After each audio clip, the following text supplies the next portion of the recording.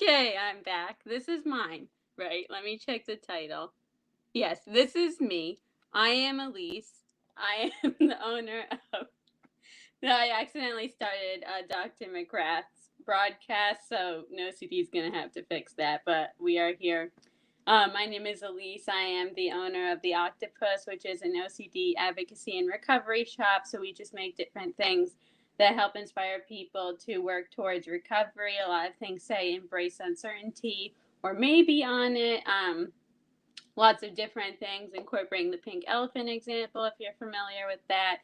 This shirt, for example, OCD is not obsessive Christmas disorder, which is going to start happening a lot around this time of year. People are going to start making jokes about that again, so we like to get ahead of the game. I am here for a live for an OCD. I'm living with OCD, and I'm here to answer your questions, and we're just going to hang out. So I'm glad I'm here on the right broadcast, and I'm glad that you're here too. All right, so you can feel free to send me any questions you have, and I'll see them, and I'll get to them one by one. I do see some familiar faces, which is always nice. So glad to be with everybody tonight. Let's see. We already have some questions. Okay. Let's see. All right. I love how all I can see is OCD in huge letters. Okay. My therapist is starting to see the work I've been doing with ERP, but I'm not convinced yet. I'm very hard on myself. When will I really start to notice it's working? So I can definitely relate to that a lot. I can remember being in treatment and my therapist telling me that they saw improvement, and I was like, I really don't feel any different. I think some things that might help are remembering what improvement looks like.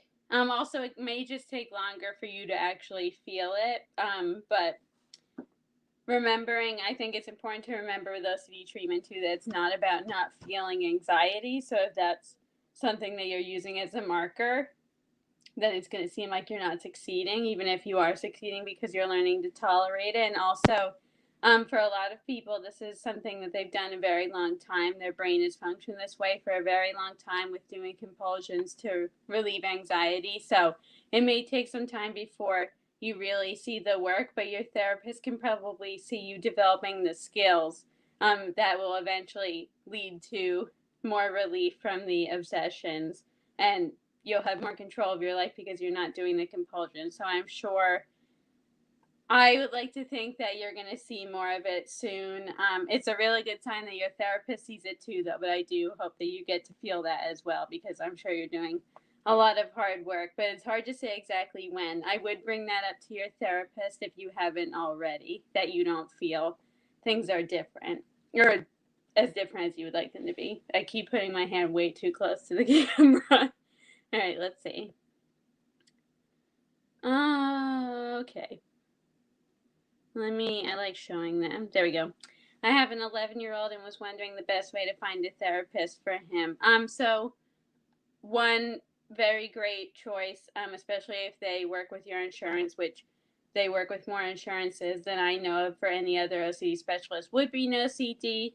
So you could go to treatmyocd.com, and you are able to set up a free call, and they'll talk to you and figure out what might be your options, what your benefits would be. So that's one great way to do it, because all of the OCD therapists are trained in OCD specifically. And sometimes when you don't go with an OCD specialist, you can end up with someone who doesn't totally understand the problem, which in OCD can be very bad for a person's recovery. And we all want to recover as quickly as we can, or at least have our fair shot to do that. So that's one option. I will say, besides NoCD too, in case for some reason that doesn't work out for you, the International OCD Foundation has their own database of therapists that you could talk to. And you can go, they have a find help section on their website, and you can search by your location. And there's all different types of filters you can put on for children, different things like that. So those are my two best suggestions, would be to check out an OCD. I do know they treat children. And then if that isn't working, checking out the IOCDF database, and those are the best options, I think. Let's see. I didn't know this OCD Christmas joke existed. Unfortunately, it does. For people who came on later, the shirt I'm wearing is one that I sell in my OCD Advocacy and Recovery shop. A lot of people around this time of year are going to start making jokes about OCD being obsessive Christmas disorder, and it's not. Which, if you're here, you probably are very aware of that fact. Let's see. Okay, I keep going off screen. I have to get in the center. All right, let's see.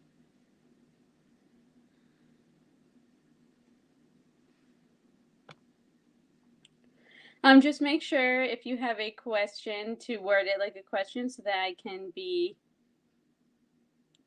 direct and helpful with my answer. If you, unless you just want to vent in the comments, which I totally get to. Okay. My therapist has suggested starting medication, but I'm nervous after reading some of the side effects.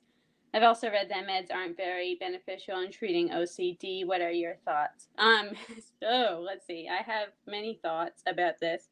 One thing I always want to open with medication is that it's very personal. It's different for everybody. I'm not a professional. I can't tell you what kind of medications to take, dosages, anything like that. I will say I can relate. I've been nervous about side effects. Medications make me very nervous. I think that my OCD has attached to them in some ways. I will say it's not correct that meds are not beneficial in treating OCD. I've read the opposite. I've also experienced the opposite. They can significantly decrease symptoms, making it easier to do ERP. But it's not recommended to only do medication. Medication and therapy together are the most powerful combination. Just taking medication might not be very beneficial in treating OCD, but I have read and experienced myself that it is helpful. A lot of people describe it as taking the edge off. It makes it easier to do exposures, which helps you get better in the long term also. I am on medication. I wasn't on medication for the first 20 years of my life. And I had OCD starting when I was probably 9, so I did go 11 years without it. And I don't regret that. I went on medication though, and it was helpful. I went off of it.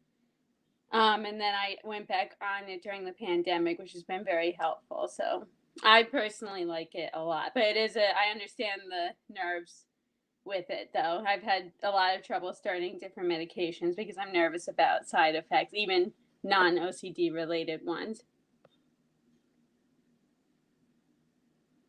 Okay. Do you recommend any self-help books for harm OCD? I live in Green Bay, Wisconsin. No OCD therapist here in my city. Any suggestions on how to overcome harm OCD? So I would be curious if you are able to access an OCD, because I believe they are in all 50 states. So you would probably be able to see someone in Wisconsin, but I also know they don't work with everyone's insurance. Unfortunately, they're still working on making friends with other insurance companies. So until they do that, it may not be an option for you. But just so you know, I do know that they work in Wisconsin. Self-help books for harm OCD. I believe there is a book that's specifically about harm OCD. I have not personally read it. I'm not sure who it's by. If you Google harm OCD book on like Amazon, it may come up. But I know some other general books that people do find helpful. I'm looking at some in my stack of books that I have not read. Don't be like me. If you get a book, read it, use it. But I have Everyday Mindfulness for OCD by John Hirschfield. And I think it's Shala Nicely. I'm not totally sure how to pronounce her name. I have the Mindfulness Workbook for OCD by John Hirschfield and Core Boy. I don't know his first name, or I think it is a man. And then also Kim Quinlan just released a book, The Self-Compassion Workbook for OCD, and I think any of the general OCD books would be helpful too.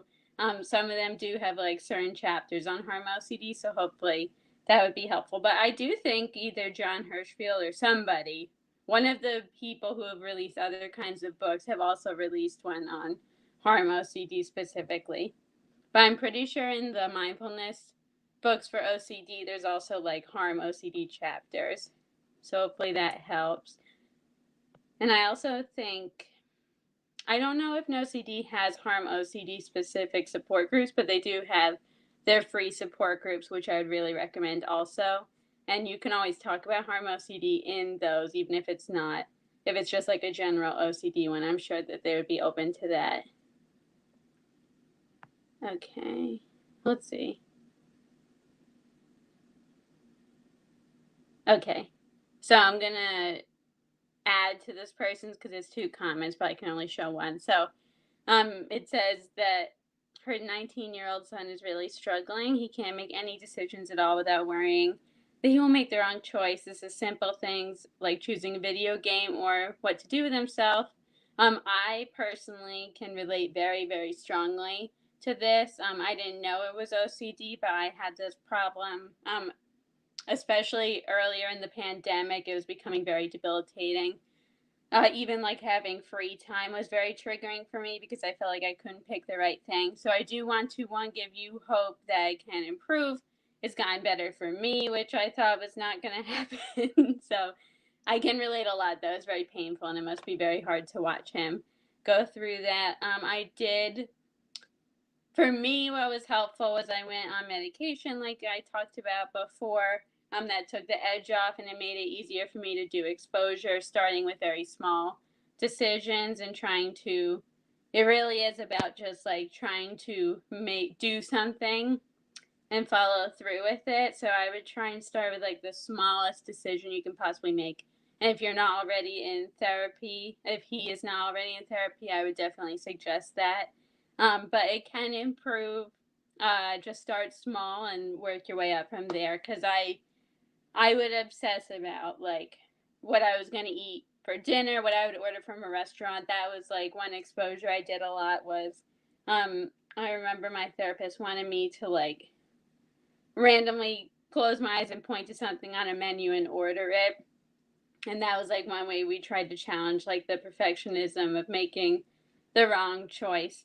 But I didn't even know that was OCD until somewhat recently. So hopefully he can get started with some of those things and that can help him.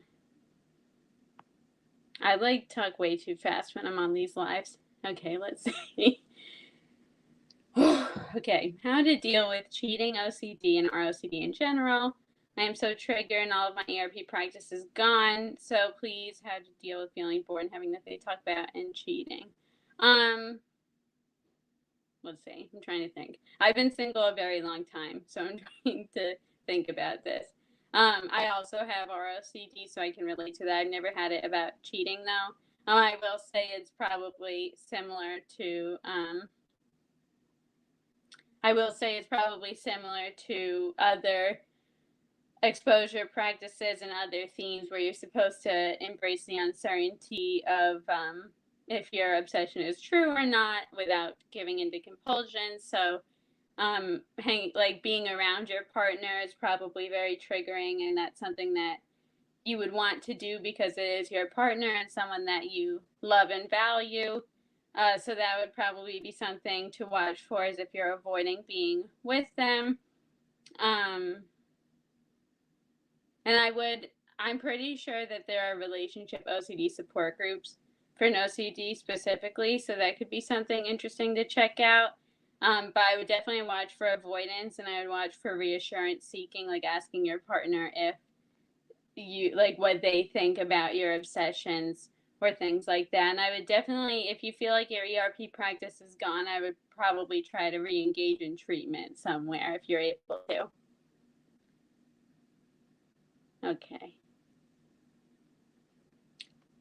Okay, so if you live overseas, how do you join NoCD live broadcasting? I think that's great that you want to encourage people with your experience with OCD. I would probably maybe DM an OCD on Instagram at Treat My OCD. Just try to reach out to them, email them. Yeah, and I would just ask them if they're looking for anybody.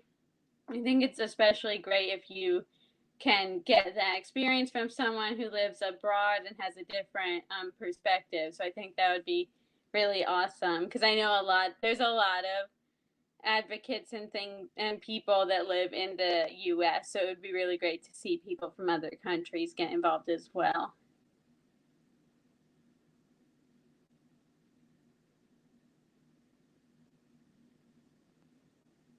Let me see.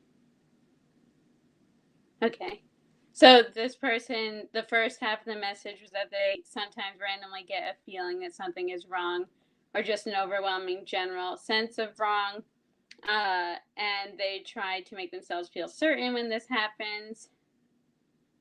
Should you just try to sit with the feeling of wrongness instead of trying to figure out the uncertain feeling? It sounds like you already know what would be helpful for you, so I couldn't give you any better advice than you just gave yourself. It's hard though when you know what's helpful and doing it is like a different matter. So I would encourage you to try taking the knowledge that you have and putting it into action. I tend to have a big problem with that. I can talk to all of you about what to do, and I can tell myself theoretically what to do that would help my OCD, but actually doing it is much harder. So I believe in you, though, that you can do it.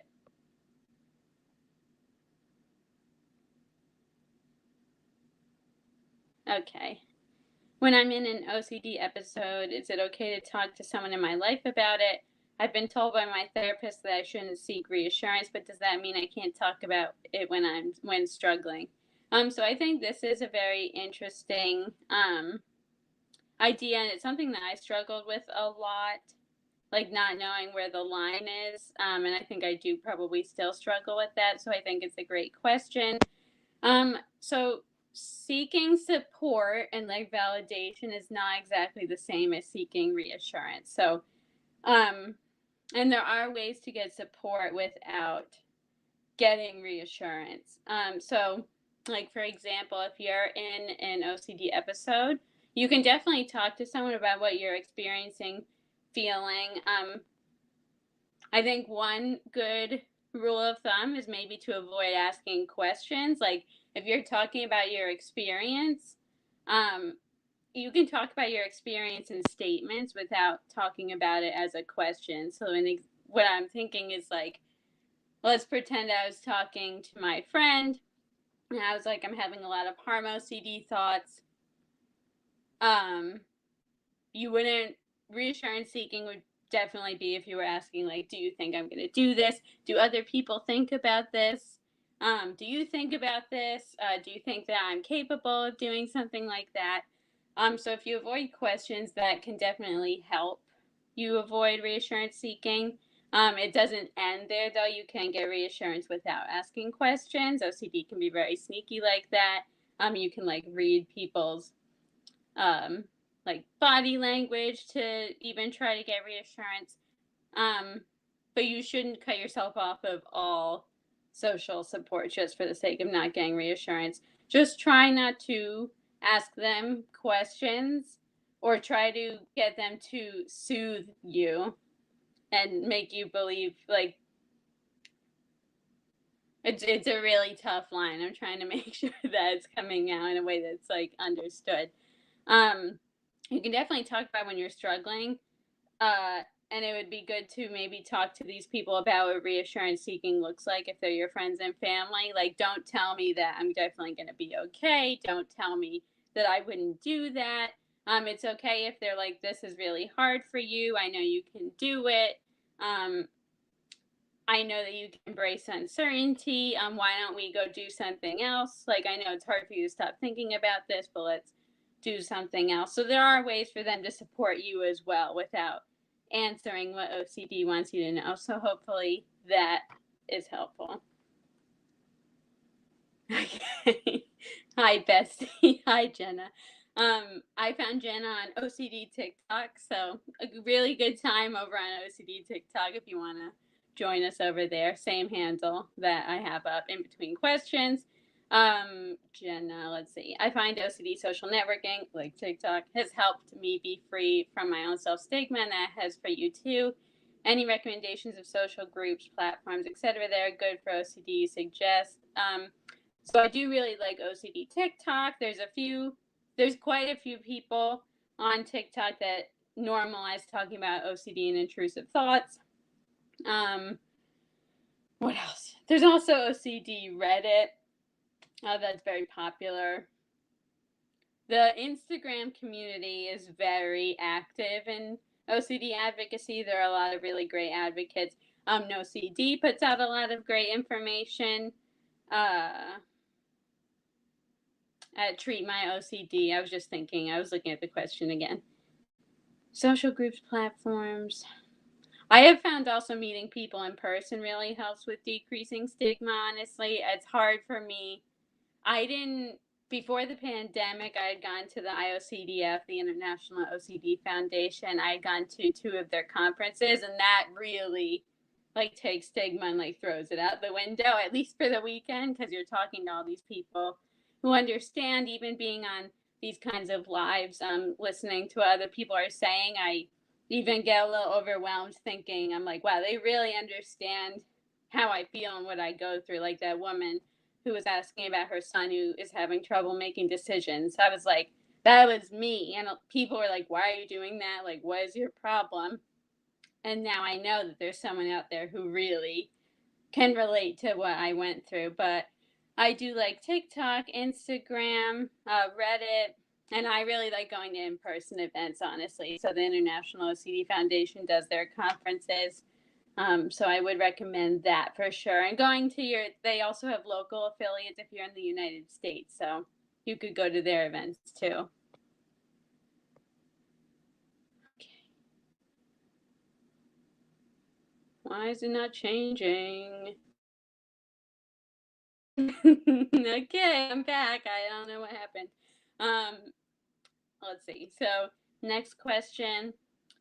Sometimes my intrusive thoughts do really happen, which really scares me. Can you tell me what this means? So I definitely cannot totally tell you what it means just because I don't know. Like OCD wants us to know, but I don't totally know.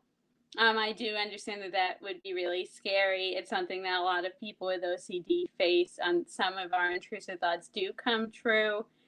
Some things that we fear happening do actually happen. It's just life. That's just what it means. It's just how life goes. Sometimes bad things happen and there's nothing we can really do, but we can trust that we'll be able to handle it no matter what happens, and that we'll get to the other side of whatever it is. But I can relate to that. So it's a very tough question. I know it's very unsettling. So I feel for you, and I'm sure a lot of other people can relate to that. Okay. I'm about to undergo the process of withdrawing from my medication, fluvoxamine. That's what I'm on, which I have been on for 5 years. Any advice on what to do in order to keep my mental health and well-being better? I would definitely, let's see, doing whatever you normally do to keep your mental health up is good. A lot of people exercise. So exercise is not a cure for mental illnesses, but it is a good way to I believe it is a good way to raise your serotonin levels. There are a lot of studies that show it can be extremely effective, even compared to an SSRI, which is what fluvoxamine is. So I would say making sure you get movement would be really good, just to try to keep the serotonin levels up. Just doing whatever you normally do to take care of yourself. I would say to just keep that up. Try to keep things the same as much as you can, probably, because it is going to be an adjustment, I'm sure, for your body after 5 years. Okay, let's see. I have religious OCD and moral OCD. It makes life very tough. Do you have any thoughts on this? So I definitely can relate to OCD making your life very difficult. And I can relate to moral OCD more than religious OCD, but I know a lot of people that struggle with that. And I do believe that OCD has support groups focused on that. Um, if you wanted to meet other people who can relate to those specific themes, let me see if I have any other thoughts. It's what's tough is that all the themes do matter, especially depending on like what the content is, but the underlying mechanism for treatment is the same no matter what the theme is. So just trying to focus your attention back to your life, working with a therapist to do exposures if you feel like that is important. But yeah, I would definitely say maybe a support group so you can talk about how tough it feels could be helpful for you.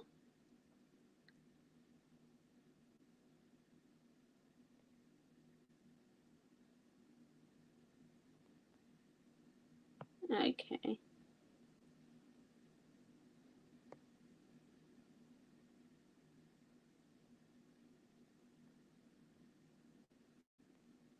Okay. Let's see.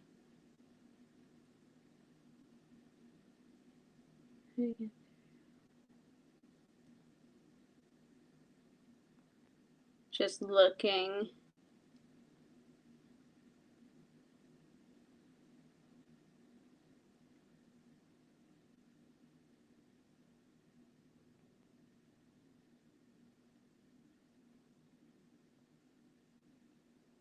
All right, let's see. So we have someone in the comments who's talking about specific obsessions with sexual orientation OCD. So this is a common theme that a lot of people struggle with.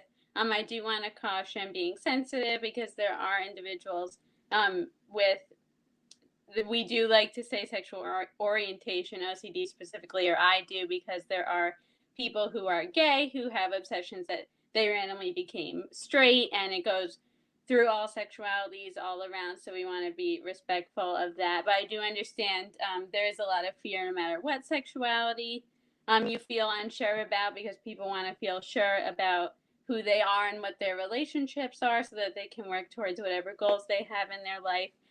So I would recommend definitely working with a therapist. I can't really answer exactly whether you are gay or not, but and I know that's really hard, but being able to sit with that and not know is really the key to being able to live your life, and then the alarms in your brain will eventually not go off as much when you have those thoughts and urges and things like that. But I know it's really hard to imagine when you're in the throes of it, which it sounds like you might be. So I feel like there may be specific groups about this also.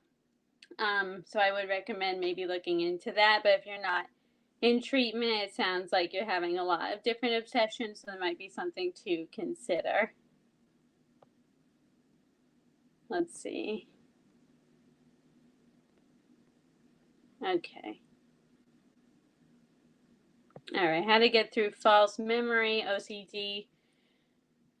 So again, I think a lot of themes are similar. Sorry, I feel like I don't breathe during these, so I'm like between questions. Um, a lot of themes are all of the themes follow the same similar treatment pattern no matter what the content is about. So it would be about focusing back on your life and not getting caught up in analyzing what was a false memory or not. There's a common subtype that people have trouble with, so I definitely know you're not alone in this. Um, yeah, so that is what I would recommend. How do you share your experiences and our family members about your OCD or your culture sees mental illness as a taboo topic? Okay, so I'm guessing this is how you share your experiences or like with family members is kind of how I'm reading it. Or if your culture sees mental illness as taboo. So if you Honestly, I don't share. So I am live on the internet talking about my OCD, but I don't really share the details of it with my family members. I feel like some people's families are very involved in their treatment and some are not. Not everyone comes in with the same understanding of mental health.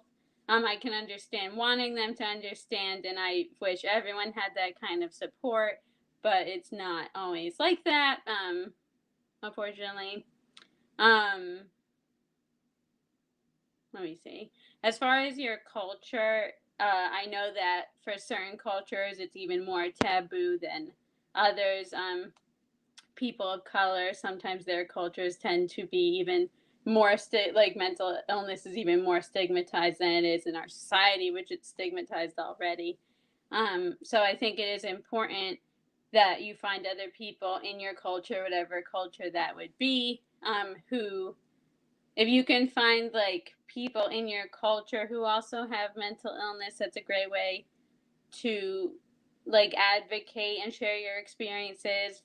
For example, I don't know about like globally. I believe this person may have commented before and said they were in Australia, so I'm not totally sure in Australia what there is, but if there are any mental health organizations that maybe might um, have different platforms and things like that. Like I know in the US, we have NAMI, which is the National Alliance on Mental Illness, and they have a program called In Our Own Voice where you can be trained to present your mental health story and use that to like try and create change in our communities. So that's really cool. Or like starting something like that could be really cool if you're in a place or in a culture where that doesn't currently exist, but it definitely is intimidating to do that. I think finding other people and making connections with other people in the community, even if they're not in your culture or in your country or anything like that, can also help you like feel more confident in what you're doing. And those places are the places that need it the most. If it's more stigmatized, there's not as much advocacy happening there, so you really have a chance to make a change. But it's definitely a lot to process.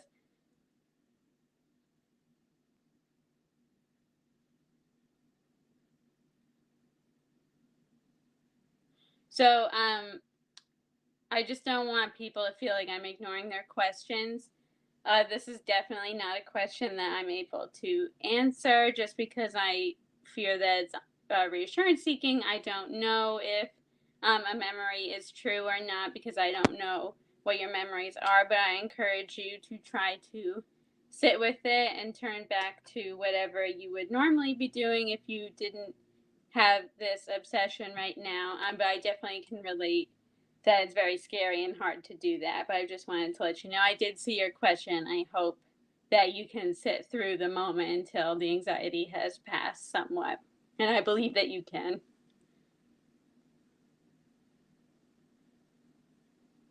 So I do appreciate my girl Jenna here. If you came on late, I do run an OCD advocacy and recovery shop called The Octopus. She's just kind of explaining what the shop has done for her. Uh, so a lot of things that we have say like embrace uncertainty or maybe or values over fear, and they're just little things that we learn in OCD therapy, and I try to make them into pieces that people can have on them all the time, like bracelets and stickers and prints and things like that. But thank you, Jenna, for that.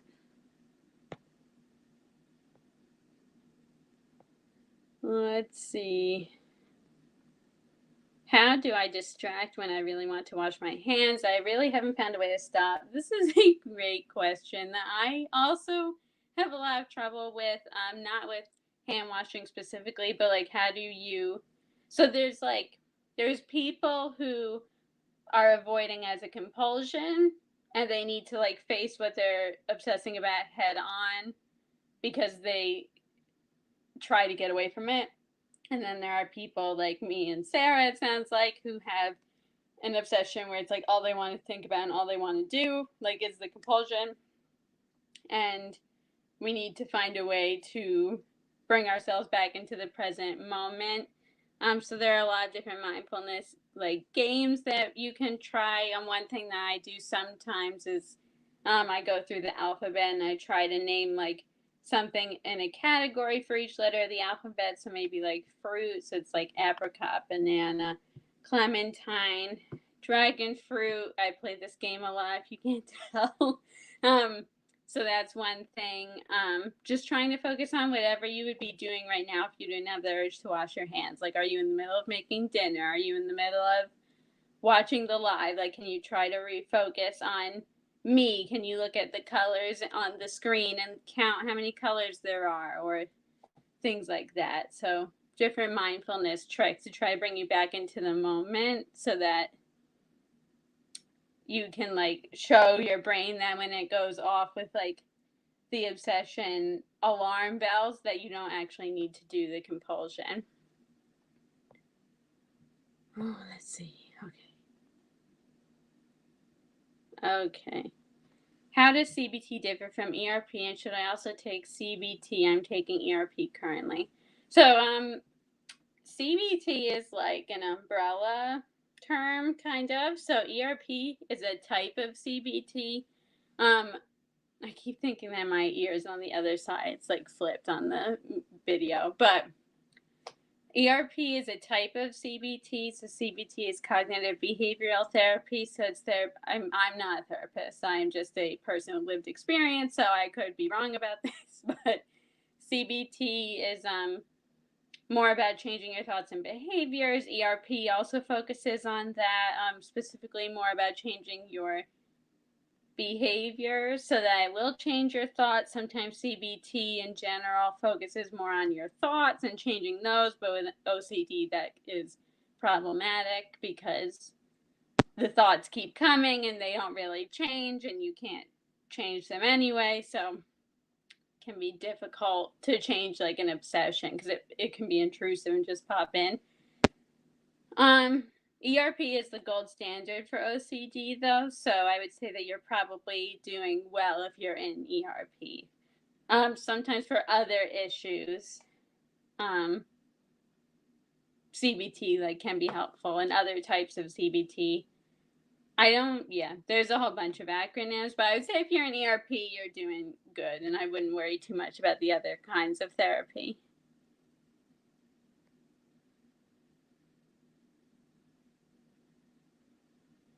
Okay.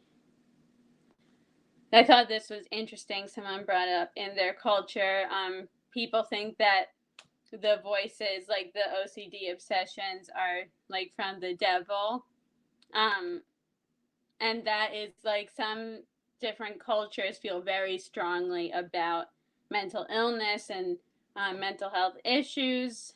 So, like a lot of things with like spirits and the devil and things like that. So it can be very hard for certain cultures to speak out about mental illness. And let's see. If anyone has more questions too, I seem to have gone through all of them. So if you have anything you want to ask, I wanted to share this. Batter, I'm guessing is how it's pronounced. To share your story with others. I don't know if that might be Australia specific, but I wanted to share in case anyone else wanted to look into that. Yeah, it sounds good. But yeah, I mainly started sharing my story with OCD on TikTok. I really do love TikTok.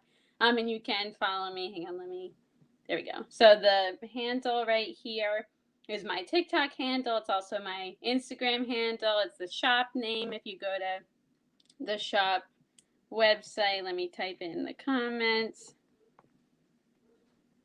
And we do ship internationally, except right now, I believe we're still not shipping to Australia because of COVID, so that's unfortunate. And I see we have Fatir. Okay, so I was not close with that. Gave a shot. I just saw another question. There we go. Could you tell me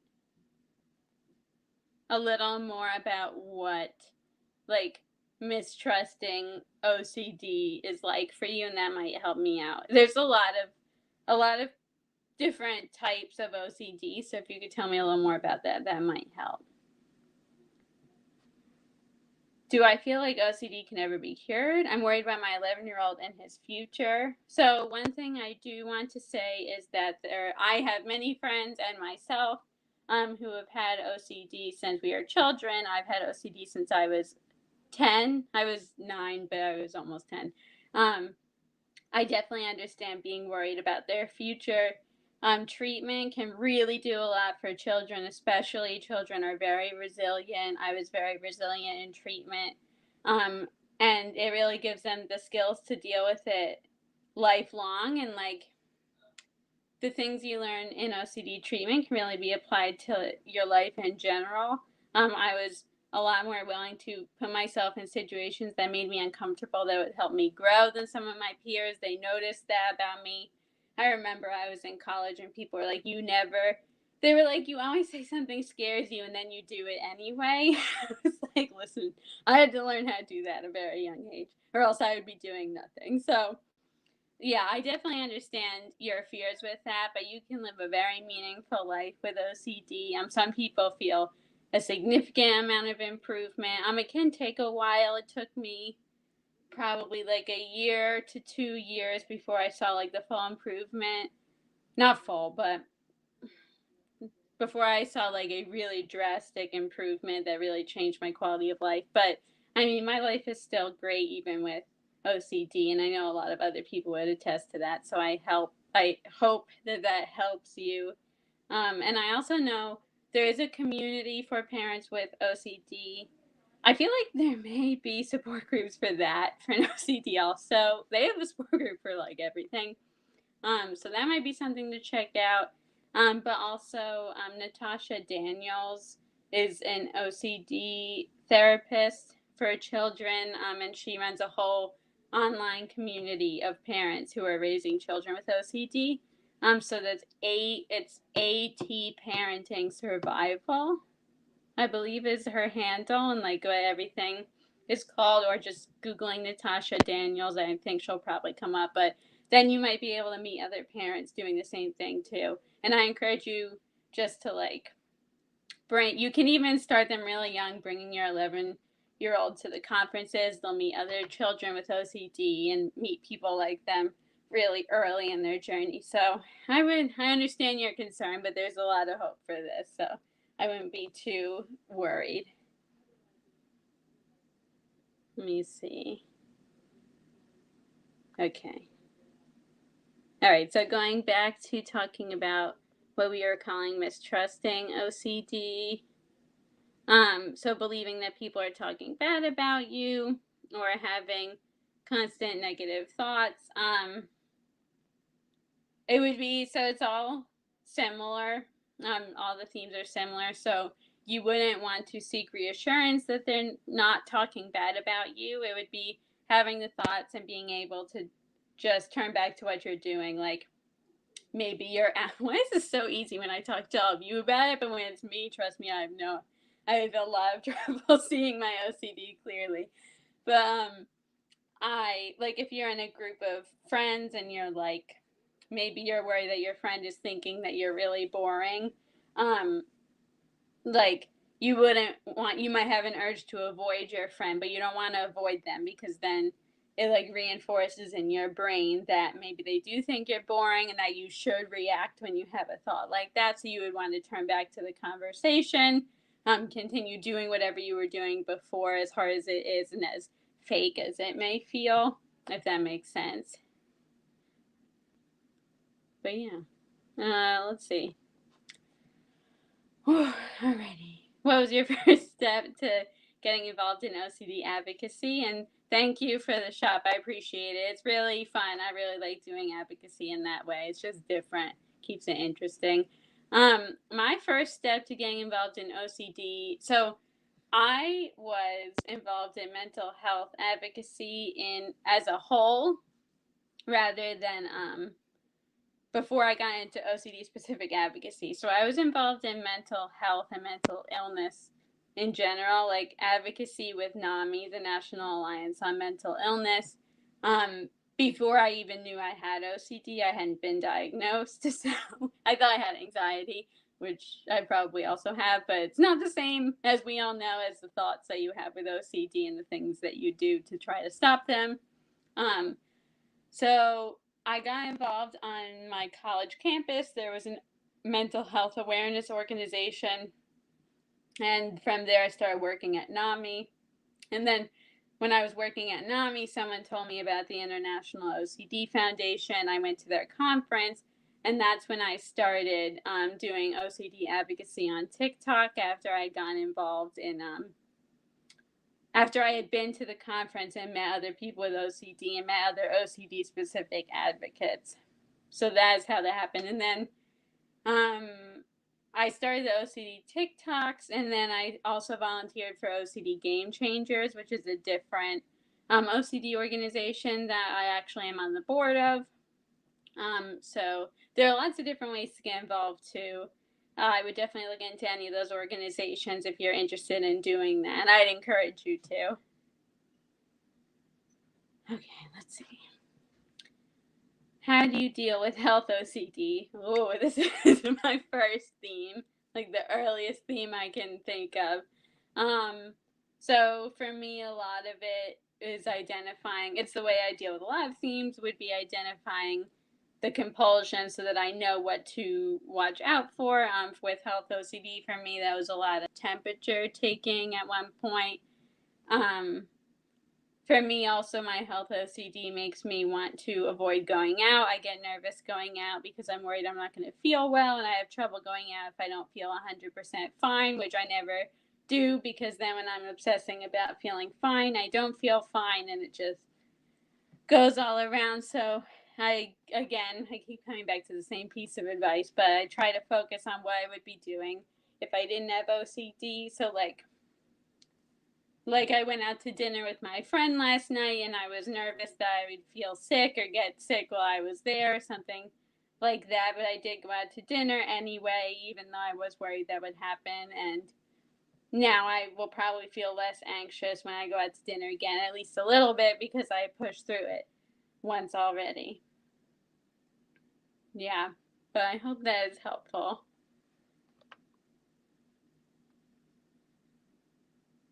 Okay, so we were talking about culture before, and this person is saying that in their culture, mental illness is considered being far from God.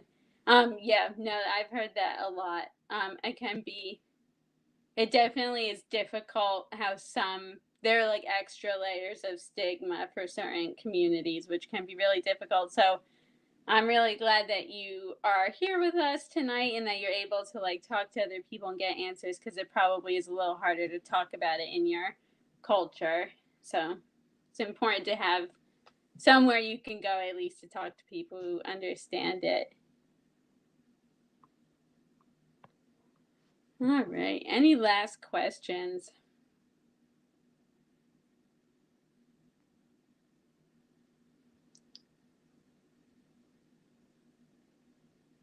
Well, if there are not other questions, please follow me, engage with me on social media. I would love to talk to you, get to know you better.